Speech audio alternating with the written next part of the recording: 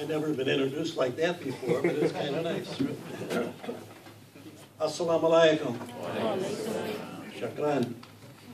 In the year 2000, as many of you know, we had a situation whereby a Muslim group was going to purchase a church that was for sale in the city of Palos Heights.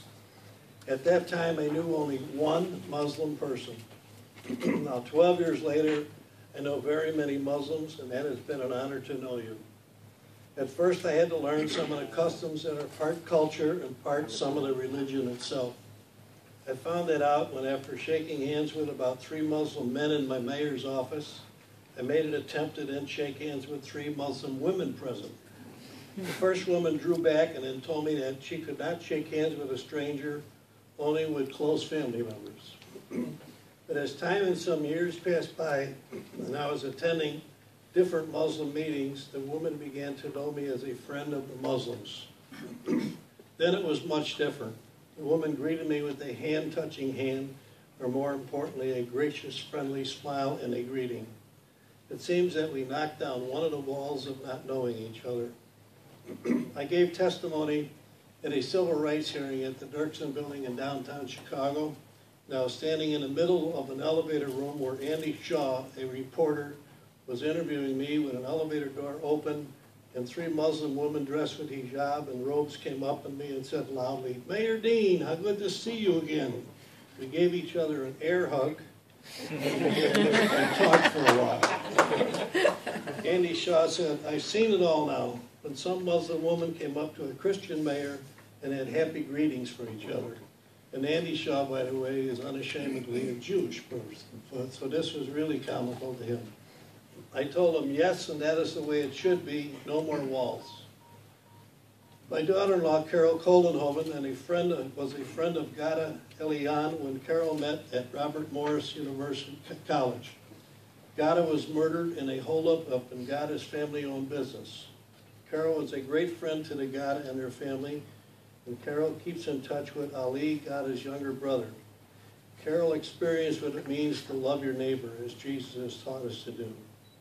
My granddaughter, Rachel, whose mother is Carol, is in her junior year at Illinois Southern University and recently had an experience when her friend Sham, whose mother is Luba Ferdowsi, was killed when a drunk driver hit her car in a terrible accident in Tenley Park 3 weeks ago.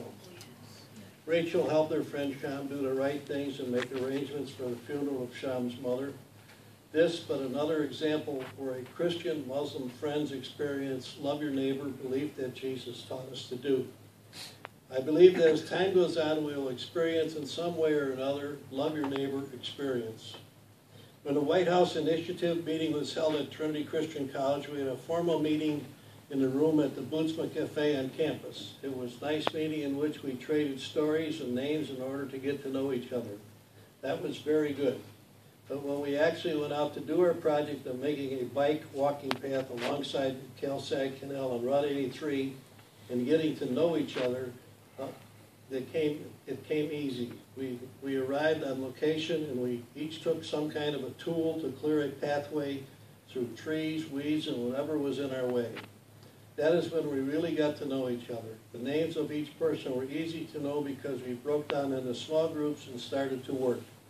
There were some who were very talented handling certain tools and others who could see what was to be done and they jumped in and did it. Now, that is how you really know how to mix it up and know each other. There were no barriers of male, female, Muslim, Christian, no age barriers. There was something for everybody to participate. This went on for several Saturdays, and I'm sure there were friendships made that otherwise would not have happened. I believe in a way we're all somewhat culture sensitive. And I don't know of any Muslim or Christian who would intentionally offend another's religious or culture or standards. And if it happens, we should make the best of it, and neither should be offended. Sometimes a simple explanation in private should suffice.